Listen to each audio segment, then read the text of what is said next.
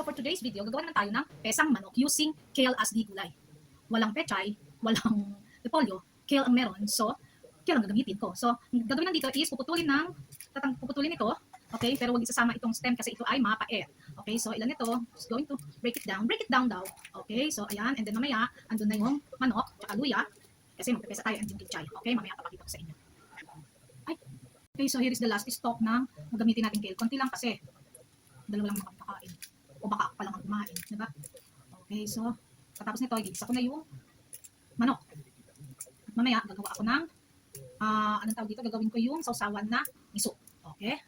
Okay, so now I am preparing the luya. Binabalatan ko siya ganito. Using a kutsara. Pero pwede rin din nyo nabalatan ng luya, basta lang, malinis siya. Kanya-kanya naman eh. Meron gusto kasama yung balat, meron gusto binabalatan. Ako minsan, gusto ko kasama yung balat, minsan ayoko. So, kaya ito, balat na siya. Kutsara lang. Okay? Ito pa pala. Huwain na yan.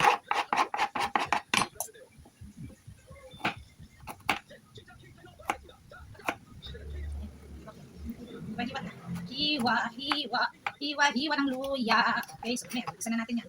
Ito na yung bawang. Tama na. So, akin ang pipit-pitin ang bewang.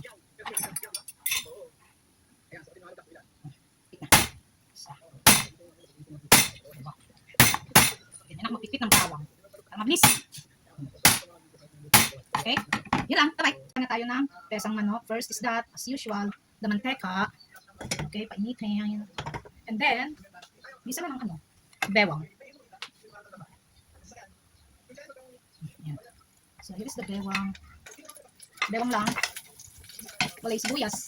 Hindi nakabuhay ng sibuyas. Bewang na lang. Wala namang kasi doon.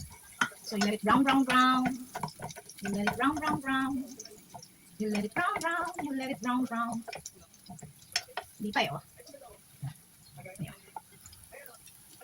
Kita ba?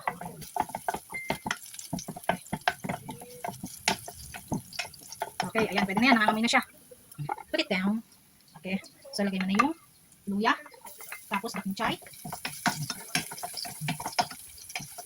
Luya. Okay, and then daking chai. Ngayon, yung tambawang na yun. Pang-miso. And, lagyan na natin. Yung pinanggot lang naman eh. Mamaya pa natin nalagay yung kale. Kasi, dapat hindi ka matagal. Kasi, baka mait ang sabaw. Ayan. Tapos, okay. Sobrang tulang ng konti. Lalagyan ng tubig. Pakukuluan hanggang sa maluto ang nok-nok. Okay? Okay, so ngayon, lalagyan na natin yung kale. Huwag patatagalin.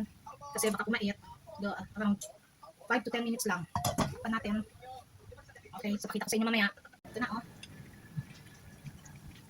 Huwag masyadong matagal. Tignan natin.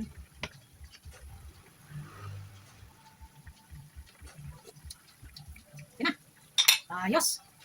Okay, sticky man time. Ito na yung pesang manok. Ito yung miso. Ito yung kale. Kaso mo mainit. Tinatamad akong kumain ng rice. Pero magsasaing pa ito.